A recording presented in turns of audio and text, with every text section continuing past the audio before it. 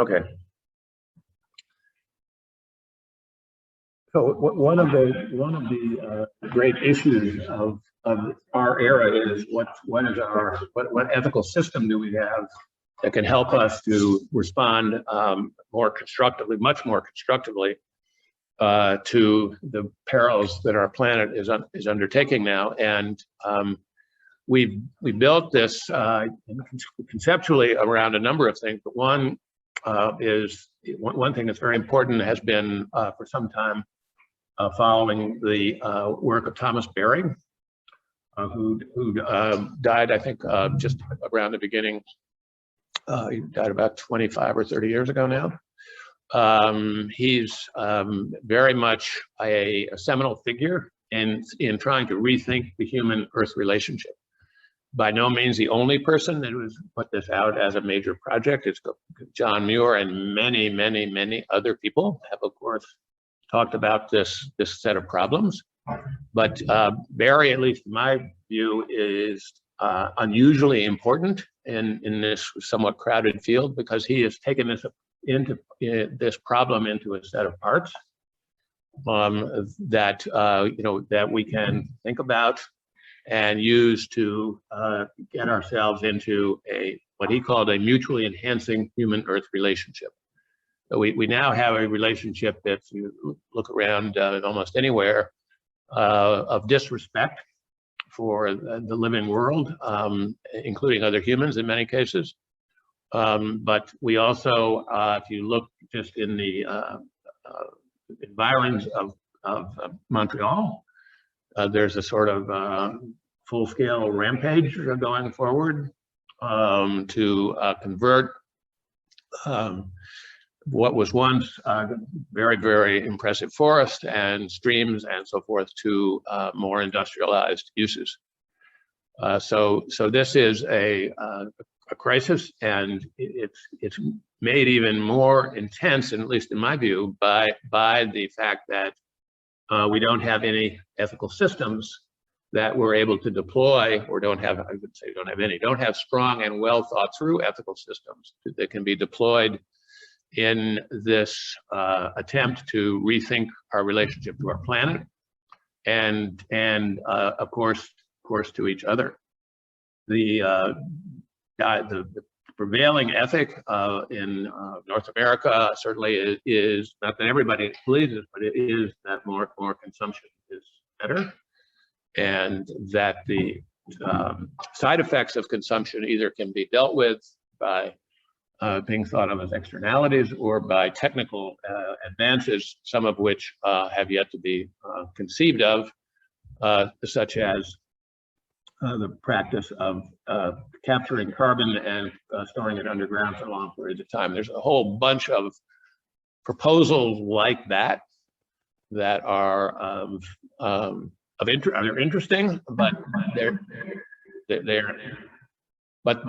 not.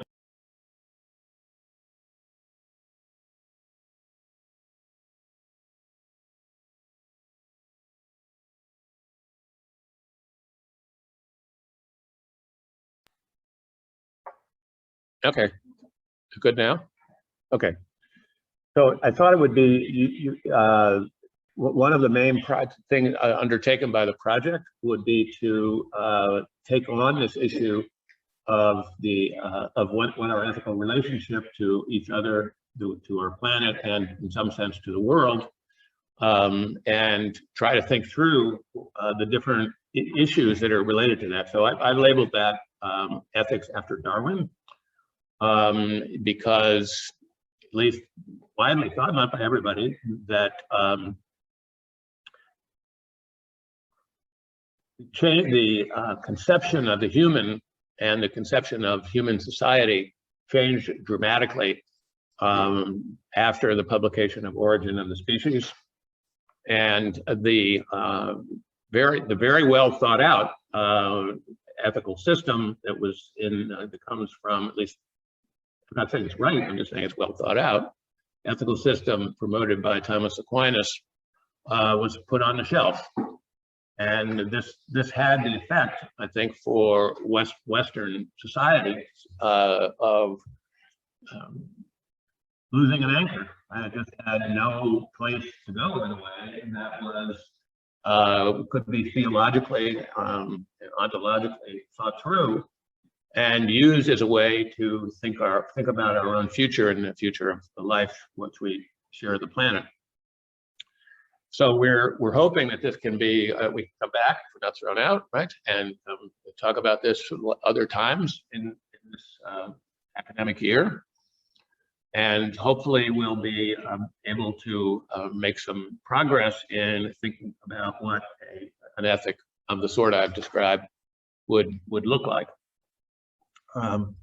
So what I wanted to do now, Eduardo's going to speak in a bit, but what I want to do now is just go through, in a kind of very summary way, what Thomas Berry is bringing to this whole set of problems, and that this is a list. This is basically the back. You're in the room, right? You can see this is the back of this book is now displayed on the screen.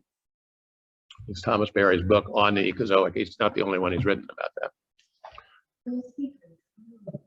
Sorry, that's Pardon me?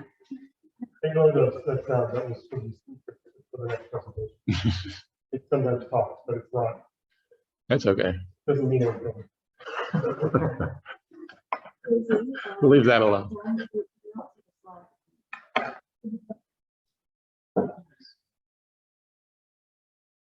Yeah, I see them here, but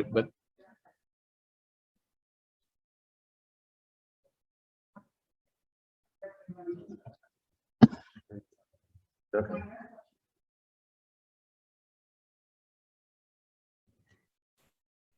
And yeah. So that's Can they hear us? Yeah, apparently. It's working here now. Yeah. lights on. Okay. Give it a try. Can you send a message, please? Yeah, They so should. just keep going and we'll see. Okay. Well, Thomas Berry was a monk, and was a very much influenced by Teilhard de Chardin, who wrote the book The Phenomena of Man, which was what he was banned from Catholic Church in Europe as a result of that by the Pope, which of course makes it all the more interesting to read what the book said, right? But he became a sort of de facto leader of a school of thought, which is, I think, is a very, very important place to look for the answer to the kind of question that I've been raising. And so he has this 12 features of his thinking, which are on the screen. And so Desjardins thought about, he was a paleontologist, and he thought a lot about the issue of the relationship between religion and the current problems. And he became a kind of intermediary between people who were thinking about this in theological terms and people who were thinking about this in basically much more from the point of view of physics. And this has given birth to a school of thought that's quite important and quite large, important in the world, and including in many places outside of North America, that starts the idea of history with the Big Bang, right? So there was, as far as we know, we don't know much what happened before the Big Bang. It's kind of a mystery. As far as I know from the reading I've done, nobody knows what happened before the Big Bang. But there is a lot of scientific consensus around the notion that there was a very large explosion, or as the metaphor suggests, that that sort of got the ball rolling, or started the universe coming into existence. And this relates to, I'm not going to go into this now because it's too complicated, but this relates very strongly to some of the things that have happened in the discipline of ecological economics, because it begins to center the concepts of entropy in the way we think about the whole cosmos. So the universe, looked at from Barry's point of view, the universe, and from this point of view, overall is one thing, right?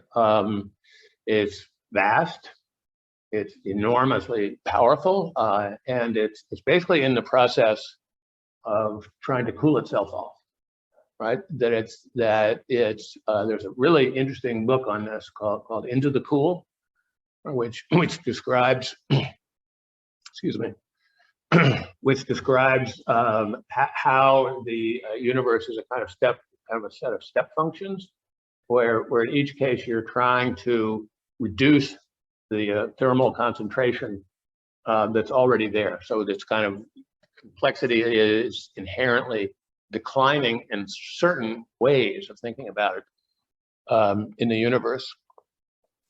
And excuse me, so the universe looked at this way can be thought about as one thing, governed by the laws of physics.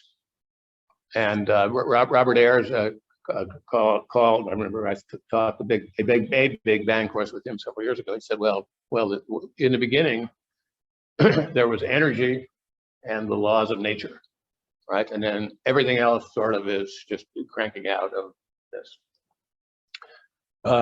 So this is a way of thinking about how we came into being and how the whole universe came into being.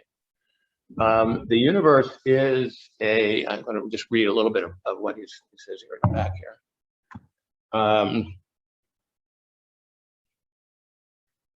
Universe expresses itself at all levels through a communion, an intimacy, and interrelatedness, and a cosmogenesis. The universe is a creative, emergent, evolutionary reality that is developed and is still developing through a sequence of irreversible transformations. This is all going, overall in the universe, all going one way. Doesn't mean it's not going a different direction in some places within the universe. So looked at this way, the Earth is has a one-dimensional endowment, right? We have what is here. We don't have any way to bring, at least right now, we don't have any way to bring anything particularly worthwhile to the Earth. But we don't have the biophysical capacity to do that. So in our era, this one-time endowment of complexity and of the extreme increases in different species and so forth in earlier periods is being taken apart with glee, basically, it looks like. And the survival of, including human survival of, is now taken is up for question. Are human beings going to survive into a reasonable number of additional centuries? We don't know. There are some books around that say, for instance, what was the name of the Unlivable Earth? That it will get too hot, and it will just be, that any species that requires modular temperatures, being outside and so forth, will not be able to survive. That's already happening in certain parts of the Middle East, so forth, where it's just plain, it's happened here, North America this summer, that you can't sweat fast enough, right, not to die. So it doesn't seem like sort of too great of a situation right now, and our project is being put forward in the main as an attempt to rethink what we're doing and to hopefully get on a different course. One way I think about the choice for us is we've got the Emerald Planet, right? Beautiful place, great, and all kinds of interesting stuff on it. And we can go down that road of trying to save that and try to further increase its complexity and the quality of life within it. Or we can go down a road where basically most living things don't make it for one reason or another, or many of the more complex organisms at least don't make it because it's too hot. It doesn't mean that everything dies. It just means that a lot dies. So, so I characterize this as an opportunity to either have a flourishing planet, the Emerald Planet, or the opportunity to have, where the Earth would turn into sort of still be orbiting the sun, obviously, right? But would be basically bereft of complex life. It would be sort of a bundle of rocks and other things that are in circulation, presumably roughly in the same circulation that we are now. So it doesn't seem like a very good, smart thing to do for a number of reasons. So Barry puts out this idea of Ecozoic as a way to think differently about it. Instead of what we're doing now, which has lots of origins in the European Enlightenment and other places, we need to rethink ourselves, what we do and how we relate to the rest of creation or the rest of life in a very different way. And then he characterizes this as the Ecozoic era, an era where humans are humans and I'm not saying this very well. Humans are in a beneficial relationship to nature, and nature is in a beneficial relationship to humans. Mutually enhancing relationship is what he is thinking about, and that sort of is the way we structure this set of problems at this point in this project. So what we want to do is to go back to the problem created by Darwin. I mean, I'm not running him down. He's great, I think. But anyway, it did cause a collapse in morality in Western culture. So we need to find another way, basically. And so we want to try to think through what an ethical system would mean that would make this project. This project principal goal is, from an ethical point of view, is to make this transition from the Anthropocene to the Ecozoic. And the question that we're posing to ourselves is, well, how do we think about this?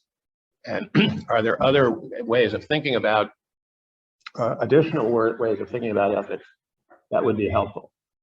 So I've written, which I'm not going to talk about now because it's long and complicated, but I've written a short paper which deals with the attempts within Western culture to fill this void since the publication of Origin is in around 1859 or 1858, 59, something like that. What I've written is mainly to show that, so far at least, we don't seem to have much of a grasp of how to exit the situation we're in. And so I've gone, and I'm not going to do that now, but we can talk about it later. I've talked about some of the things that look like they could be good ways to start, like classical utilitarianism. We should be concerned with the happiness of everyone and maybe everything, and so forth. So I've made a list of those things. I got maybe, I don't know, 30 or 40 attempts have been made to fill this gap. And I've tried to show in this thing that I'll send around for a later meeting, my assessment of the fact that I don't think we have found anything that's really a promising exit as yet, right? So I'm hoping that this group will, over the year, if you're interested, think about this problem and show me that I'm wrong. That there are not only are none, but there are lots of good ones, right? And that we should rejoice. So anyway, I think I'll stop there. I mean, Barry's very much reaching outside of academia and outside of traditional theological thinking in a number of ways. He's very interested in bringing the wisdom of I'll just read it from here, wisdom of indigenous peoples and of course science and other religious traditions of the world besides the one that he's a member of. So he gave, I happened to come across all of this just by coincidence. About 20 years ago, Mary Evelyn Tucker gave me a book called The Great Work. It isn't really very big, only about this thick, right? And it just says the great work is to salvage a livable and bountiful planet. And that means that we have to change almost everything the way we think and do. But let's get on with it.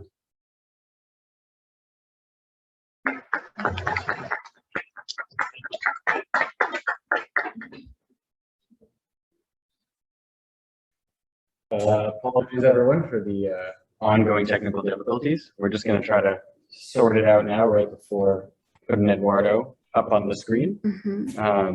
Thank you, Peter, of course, for your talk there. So just give us a moment to try to and give us some feedback on whether the mic is working. Okay. Can you hear us now? Like, It is connected. How about that? Is that working now? Can you all hear us through our main microphone? Can you see the chat? No? Nobody is there. Yeah. Yes. Okay, should I share your presentation? Yes, please. The mic was just muted. Oh no. Okay. You just gotta tap that and turn it on. Oh, tap on that, okay. So we'll first start, and people are seeing me? Yeah, it's just. Not on. Okay, can you hear me okay, or should I take off my mask? I'm just gonna.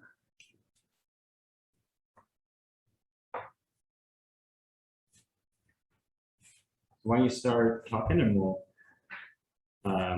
Eduardo's going to start talking and just give us feedback in the chat if you can hear him And see the slides. and see this one. Yeah, so hi everyone, my name is Eduardo Kohn. I'm a professor in the Anthropology Department here at McGill. I'm also the lead of the anthropology for the Ecozoic Network Strategy Center, which is the anthropology hub at McGill of the Auxiliary Initiative. And I'm super happy to be here and to be in this conversation with everyone, and particularly with Peter today. I'm an anthropologist, and I work mainly in the Amazon, and I try to understand the world we live in and how we might live otherwise differently in this world through ethnography, through a way of listening to what's going on around me, through the techniques and methods of anthropology, often tweaked in other ways. And what comes out is both an anthropology that hopefully can listen faithfully to what's going on around us, but also can be speculative, that can come up with certain ideas of how we might better live in this world. I've been the research that I've mainly been for many years was involved in the Amazon was concerned with kind of ontological questions of what the world is like and how ethnography reveals that, especially when people are living as they do and did in this community I was living and working in the complex, intimate relationship with the complex living system, the forest, the rainforest. Yes, take off my mask. Can you hear me better now? I can also stay closer to the mic. Yes, I was undertaking this work, and basically one of the conclusions of that work is that anthropology, insofar as it focuses only on the distinctive, their linguistic, culture, symbolic systems, ends up providing a picture of the world in which You've got humans in one place and the rest of the world in another place, with no sense of how that's connected. My more recent work has been kind of built on that, but with more of an attempt to understand this not so much in ontological terms, that is, what is the world really like, but more in ethical terms, that is, what is the right way to live in a world, given that the world is like that it's sentient, living, and that we are part of that, and we're not so separate from it, even though our separation from it is increasingly a real thing. We become alienated from the world, and with disastrous effects. You can keep it on the other side for now. Thank you. I've been doing a bunch of research, and I would love to talk to you a lot about this, on specifically how one could, in face of what Peter was saying, that we don't really have an appropriate ethical system to guide us, given that our ethical systems are so human-centric in the West and many other societies. How can we find an ethical system that actually takes into account this larger living entity that we're part of, and both takes it into account as an object of ethical concern, but also, and perhaps more importantly, learns to listen to it as a source of ethical guidance. And a lot of my work, and a book I'm currently writing now, and actually the chapter I'm writing right now, is about this question. How is it, and I'm often following my Amazonian colleagues and how they make ethical decisions, how they choose what's good and what's bad. How is it that there's a way to do that through falling back into a larger sentient world that we're part of? And this will be just a teaser, because I won't tell you about that. That's not what I'm going to talk about today. My argument is that way, there's a very interesting connection between what you can think of as aesthetics, an attention to forms and patterns, harmonies in the world, in the living world, and ethics, how one can actually discern from those patterns what is the right way to act in the world. And this is something I draw on from many elements. I draw on it from an understanding of a certain argument about how biological life works from the biological sciences. I draw on it from shamans and how shamans make ethical decisions, and also from a whole way of merging all those things together under something I'm calling a psychedelic science. That is an understanding of the living world as manifesting minds, psychedelic, from the Greeks, and that part of the ways in which we might find an ethical guidance, and this is also the ways in which Amazonians do it, is to create our own forms of psychedelic techniques, mind manifesting techniques, moments where we ourselves can flourish in ways that are both mirroring and informed by and enhancing the flourishing psychedelic mind of the world beyond us. But I won't talk about that today, or at least I'll only talk about that in the tangentially, because Peter has asked me to provide a somewhat more of an immersive entry into some of these questions. And what I want to do is I want to tell you about one particular project, one particular ecozoic project I'm involved in, and which will culminate in the soundscape that I want you to all listen to. So I'm going to take a few minutes to lay out that project, which is a piece of my larger research project. And then we'll listen to, it'll take about 10 minutes, we'll listen to the soundscape and we'll have some time for discussion. So, I want to say one thing why I'm so excited about this, because if you're educated the way I am, you think you're going to think about ethics, you have to look up the book. right. Well, what's very interesting about this, and this your talk helped me clarify this, is that we can talk about ethical systems and we can talk about ethical practices. There is something book-like about developing an ethical system, like coming up with, okay, what should we, what should we do, how should we act, all that. But and I think it's important. But part of what I'm interested in, and not to deny the other systemic part, because I think it's important, is what is an ethical practice like? And I mean, like, Amazonians often think, they wake up and they're like, okay, should I do this or should I do that? Which is the right thing for me to do today? That's an ethical question. And there's nobody out there, there's not necessarily a book for them to draw on. They often resolve those questions by virtue of reflection on dreams. And I won't get into the details of this because I think I would like to actually lay this out much more formally in another talk, some other point. But that way of understanding how to act by virtue of a constellation of ideas and resonances that actually have much more kind of formal-like qualities, form-related qualities, seems to have many different, there are many parallels in different parts of the living world. So, for example, if you follow the work of Terry Deacon, who was kind of in conversation with everyone, Mary Ellen Tucker, Brian Swinton, people like that, on how mind emerged from matter in the universe, he will say that end-directed life forms actually emerge not just from matter itself, but from form-generating life, form-generating dynamics in the world, things like crystallization.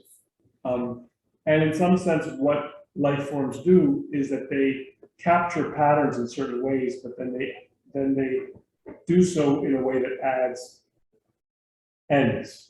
But anyways, I don't want to get into this now because it's a complicated thing, but there's a very interesting, at a minimal way, end-directed dynamics in the living world are related to form-generating dynamics. They emerge from them. And there's some interesting way in which that's related to how ethics, which are a special kind of end-directed dynamics, that's choosing which end is right, are related to aesthetics. And that can be generalized, and I'd like to talk about that, but it's a much more of a theoretical and formal talk, and I don't want to get into it too much today. What I do want to get into is something about the need to do this, to learn to listen to what I want to call the story of the forest. You could say the story of the universe.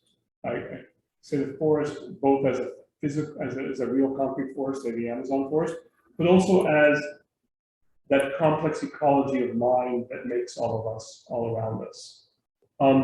And so I'm very interested in, as one first step toward an ethical practice, which would be then perhaps a step towards an ethical system, is how can we learn to attune ourselves to this? And I want to just give you one little example of that from one project I'm working on. And this involves an interesting entanglement with my family and the Amazon and South America. So if I can have the next slide. This is my grandmother, who was an Italian Jew, refugee to Ecuador that came to Ecuador in 1939, a very curious, creative person. And she got very interested, she was very interested in art history and then became very interested in archaeology.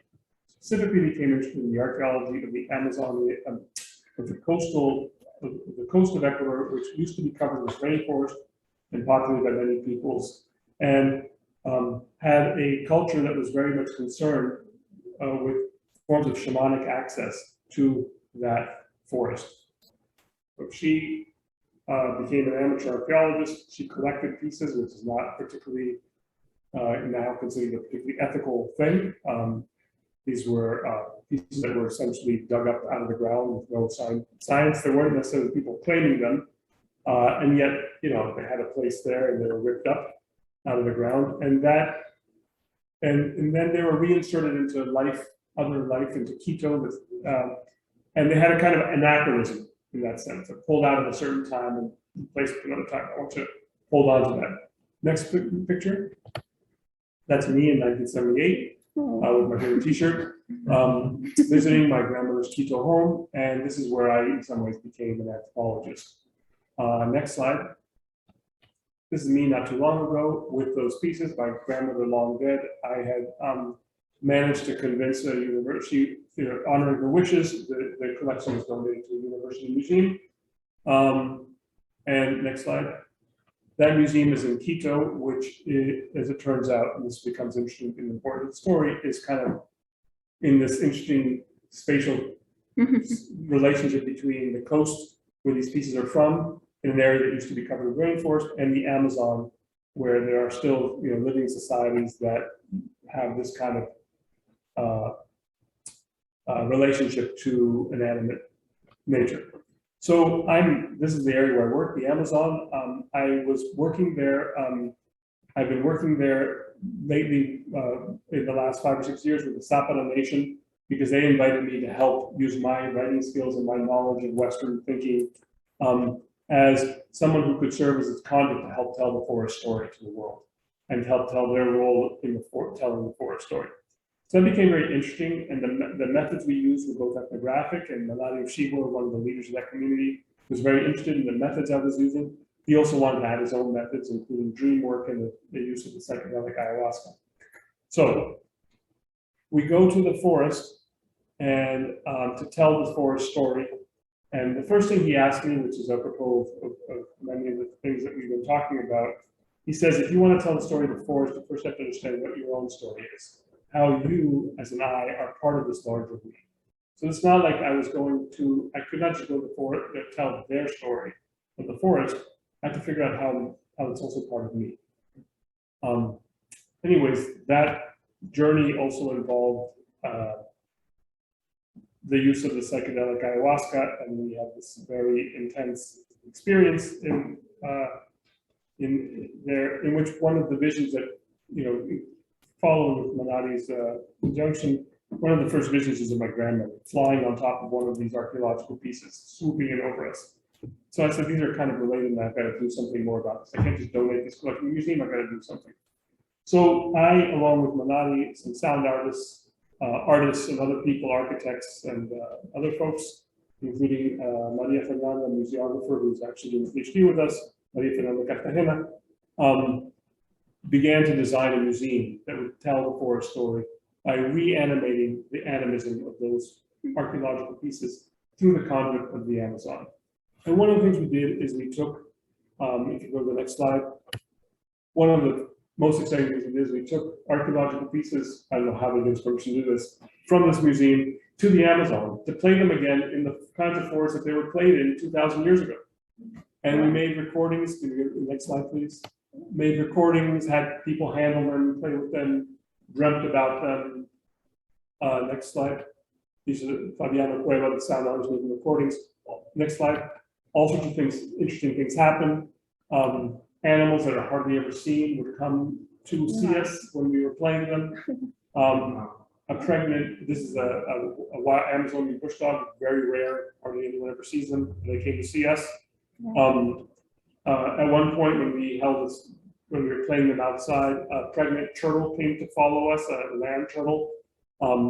Next slide. And even there was a child born of the spirits of the flutes. Okay, so I'm going to run through, next slide, please. So I just want to run through some of the 3D renders of the museum that we've designed, that we're designing, and hopefully we'll be building soon, that I'm designing in Ecuador. This is the overview, and I'll go through, the next slide, please. This is the entry hallway. I don't want to get too much into detail here, but next slide. Yeah. So this is, all the pieces of it are worked out to give you a sense of what it's like to actually allow you to make your own transition into the Ecozoic by first understanding for yourself what it means to live in an animate world, a world made up of many kinds of beings, not all of whom are human. So the first wall there is a transparent rendition of forest leaves by a very famous Ecuadorian artist. and which inside the wall you would have all the pieces that were actually not displayed in the museum. And the idea here is that when we think of the most material thing, a wall, actually inside there are people and you can discover their relationship with them. So next slide, please. You can see the logo of the museum is the piece I saw my grandmother flying in on. You can see the line of sight going out towards the Andes and the city of Quito, and behind it, the area where these pieces are from, and actually the foot trails that were used to trade with Quito went in that direction. And there's a window, if you look the other way, that you would see as a line of sight the Amazon. So what we're doing is, if you can think of the climate crisis that we live in, is product of an anachronism of pulling out fossil beings of many thousands of years, millions of years ago, and plopping them into our times with an effect on future times. We're actually taking another anachronism, that is the pulling out of these archaeological pieces and reinserting them into another space and bringing all that back into Quito as an anachronism that can reflect on that first anachronism. You can go ahead to the next one. So that was the first room, was this, has this, a bit of the line of sight. And Manati actually, who's working closely on this thing, actually chose a spot in the floor that kind of balances out between the two places, and that's part of the museum. The next room is a room which I won't get into too much, is actually about the biography of my grandmother and some of her contributions to archaeology, which is actually about seeing form and pattern, which is central to this idea that ethics can grow out of aesthetics, but we won't get into that too much.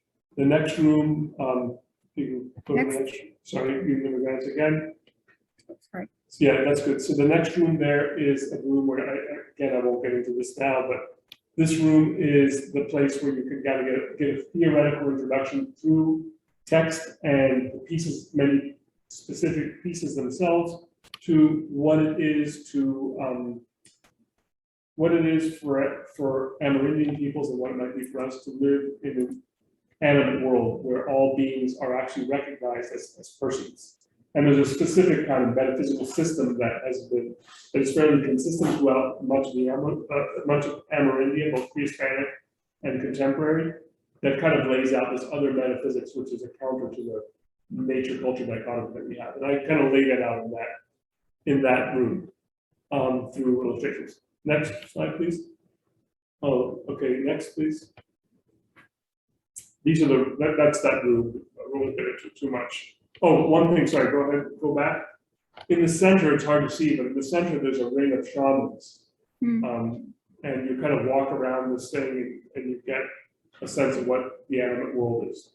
But that'll be important for the next slide. Go ahead. Next, please. Next. Oh, sorry, another thing, I want to go back. It's hard to see these things, but another central, one more, so go back, please. Oh, sorry. It's very hard to see, but one of the things is most of these pieces are ceramic. And one of the important things in terms of form and aesthetics has to do with the kind of question of what it is to be a vessel or a body or a home, a space and an enclosure.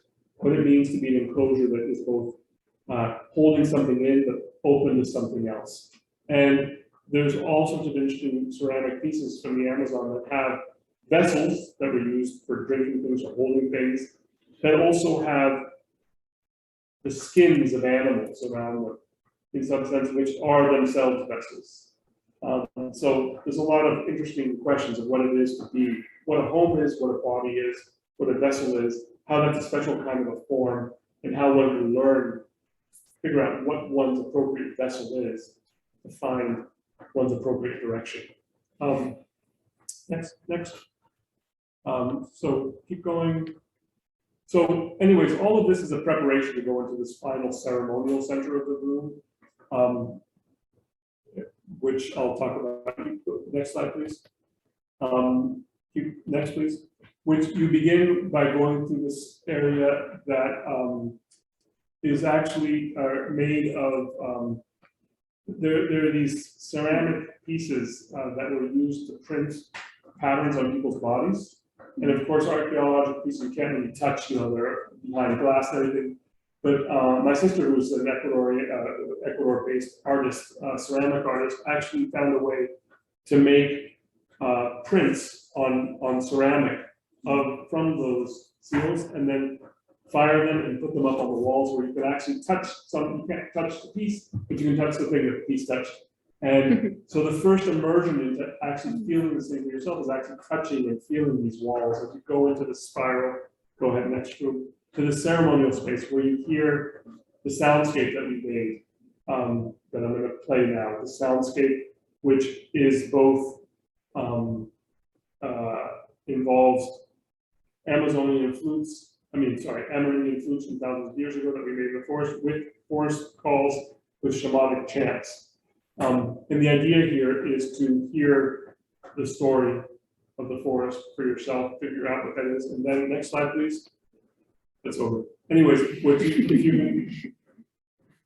it's not, I don't have a slide from here, but essentially once you enter that room and you hear that, and you have this whole immersion into this place, you step out onto a patio. The patio overlooks over the city, you're out in the world.